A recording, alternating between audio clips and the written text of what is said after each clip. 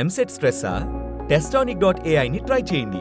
Free mock test, custom test, AI insights మరియు performance tracking కూడా. Register now. Exactly. So Raghavendra Rao గారు, ఈ thought మీకు ఎలా వచ్చింది అసలు? ఈ సినిమా ముందు యోధకుడు సుందరం ముందు వరుసగా 3 సినిమాలు ఫెయిల్ అయినాయి.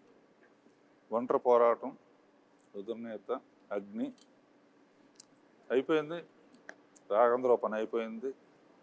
నెక్స్ట్ సినిమాలు చేయడం.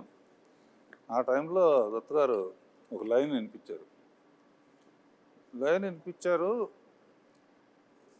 అందరికీ ఏంటంటే ఆయన ఇప్పుడు ఫ్లాప్లో ఉన్నారుగా చేయరన్నారు. ఇండస్ట్రీలో చాలామంది అనుకున్నారు అప్పుడు. అది చేయటానికి చాలా ధైర్యంగా ఫ్లాప్ అయినా సరే నేనే చేయగలను అని చిరంజీవి దత్తు గారు ఒప్పుకున్నందుకు ముందు It is. Thank you.